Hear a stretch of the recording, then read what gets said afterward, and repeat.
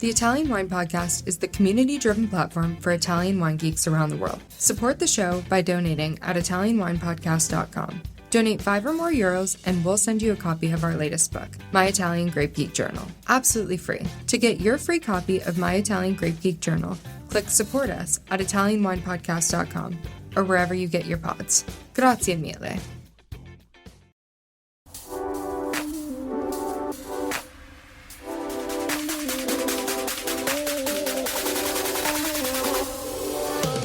Welcome to another episode of On the Road Edition, hosted by Stevie Kim.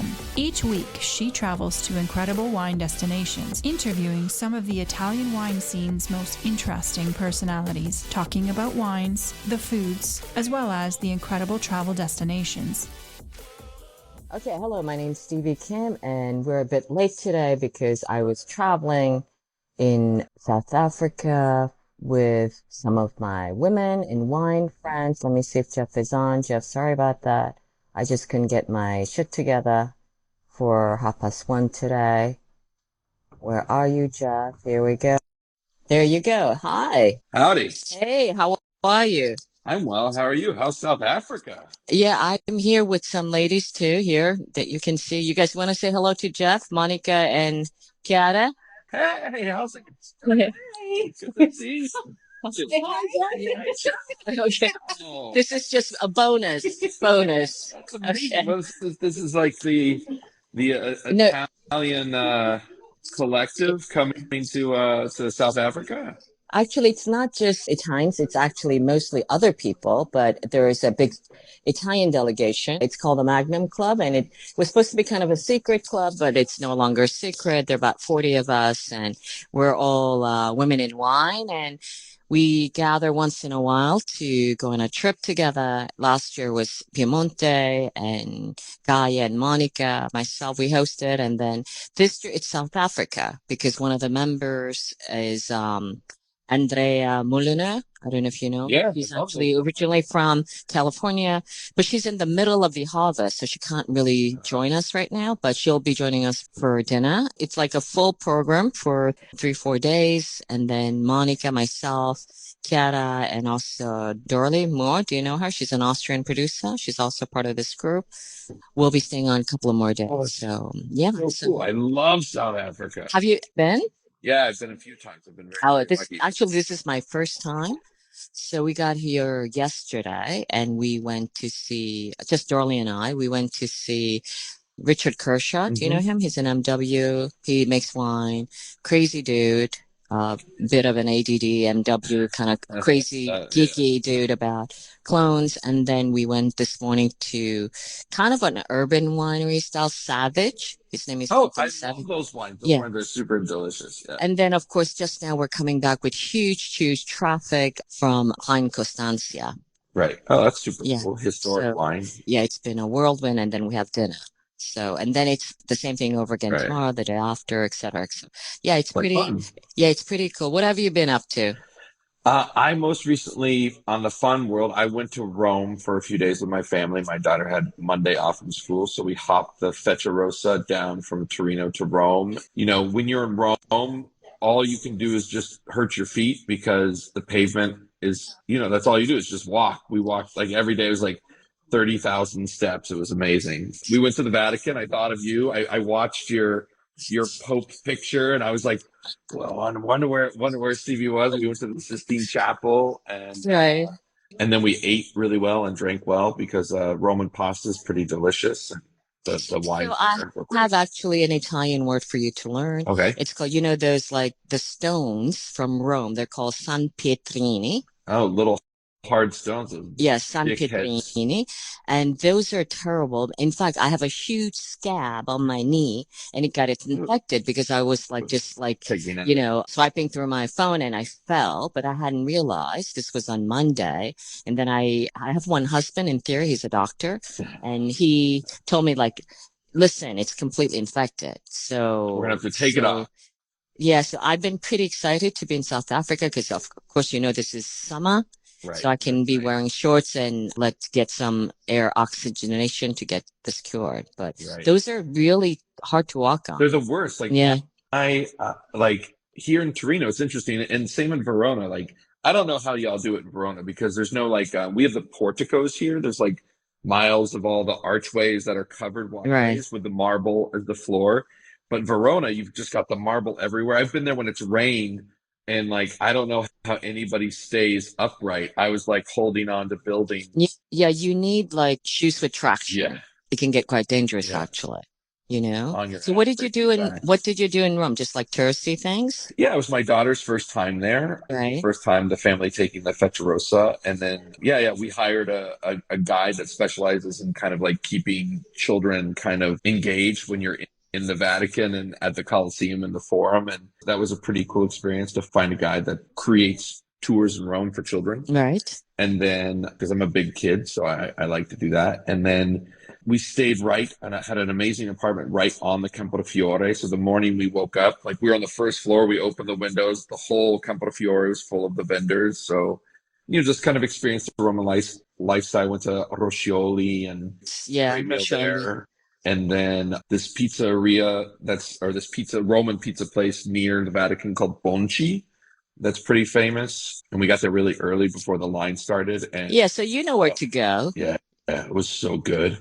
What is the story with Roscioli? Like, they opened in New York, but they told me it's not really theirs. Do you know the story? So the story from how I understand, obviously, like Monica just looked at me. I think she has kind of an insight. She's maybe a Roman. Monica's better than like my friends like Ariel Ars, and who's the owner of that group, and then Kenneth Crum, who's kind of the wine director in the New York, became friends with Alessandro, who used to be like the sommelier at Roscioli Sala Maria, and then he opened this thing called Roscioli Rimessa. Right.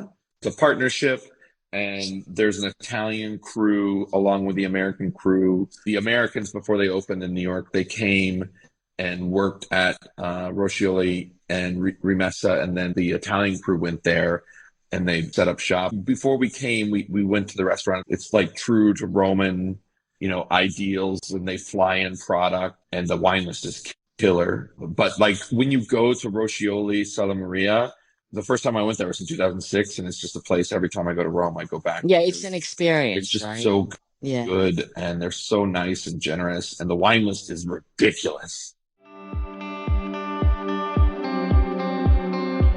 Are you enjoying this podcast? Don't forget to visit our YouTube channel, Mama Jumbo Shrimp, for fascinating videos covering Stevie Kim and her travels across Italy and beyond, meeting winemakers, eating local foods, and taking in the scenery. Now, back to the show. We just had the San Lorenzo, Il San Lorenzo, the Marche IGT from the producer from the Marche. It's one of my favorite wines in all of Italy. And it's always, super late. What is it? What is it called? Can you repeat the wine? So it's Fattoria San Lorenzo. San Lorenzo. And it's called Il San Lorenzo Bianco. Okay. It's an IGT, but it's still 100% right. The newest release is the 09. It's a wine of experience. Like like the moment you see it poured in the glass, it's like an elixir of golden, and it like kind of vibrates with But two things I have to say about that. Do you think Verdicchio is undervalued white wine, Italian white wine? Yeah, I think it's one of the best white grapes in the world. Yeah, I agree. But it's not, I think, as well known as the other ones. The other thing is, and Monica's sitting right here, did you find Rome is so much cheaper than the northern part of Italy in terms of just, eating out and the dining and even the hotels? I thought, well, maybe not the hotels, but some of the like guest houses. I stayed at this guest house near the Vatican, and it was beautiful, and it was so inexpensive. And the food, well, I don't know if this counts, but Monica and I went to a trattoria. We spent, the two of us, like 70 euros. I mean, that just doesn't happen like in Milan. It's like 70 euros for a burger, a pizza, Yeah, Torino is pretty inexpensive. I'd say Torino is probably a little less expensive than Rome. Yeah, even less expensive than Rome. Wow. Yeah, from what I experienced. Mm-hmm.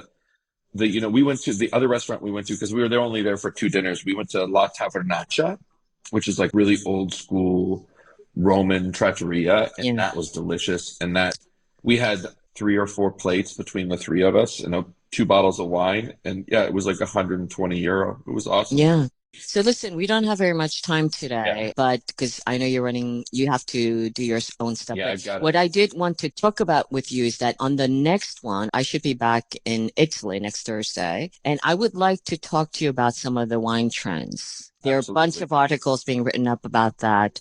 And Felicity Cotta, my friend, she wrote something interesting and she spoke about the boundaries, the cans, the low end, of course, no alcohol, all of those topics. I think I would like to maybe talk about with you on our next live. Yeah, no, What do you think? I'm super excited to talk about wine trends and no alc trends. And I think it's all about balance. I think at the end of the day, everyone's searching for balance. I'm definitely pro drinking, but in my current state now is I just think a little dabble do you here, a little dabble do you there. And, 1 bottle should be good. And 6 bottles, sometimes my head hurts too much. Yeah. And before we close, how was your Barbaresco tasting? How did that go? It was awesome. The 21 vintage is just smoking. It's so beautiful. I've got a few more wine. I got to go back next Friday to taste some more.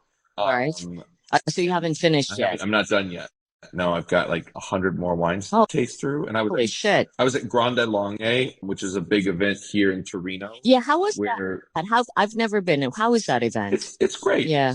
It's a lot. It's 2 days. There were 300 something producers there with their booths, but it was fun to see friends. But then also I was introduced to a few new producers that I'd never seen before and talked to them. And I'm on a big Dolcetto kick. I think more people should drink Dolcetto. I think if you like fun and vivacious wines, but also they have this serious edge to them, I think Dolcetto is another underrepresented wine and a wine that I think more people should take seriously. But is it like a B2B or B2C event mostly? It's a B2B. It's all it is. trade. It's all trade. Okay. Yeah. All right. I hadn't realized. All right. Listen, I'm going to let you go because you have shit to do. I have shit to do. And then we'll recap also my South African trip next time. Okay. Perfecto. All right. Sorry about the craziness. No problema. Okay. Ciao. Ciao, Jeff. Alla prossima. Ciao, ciao. Ciao, ciao. Okay.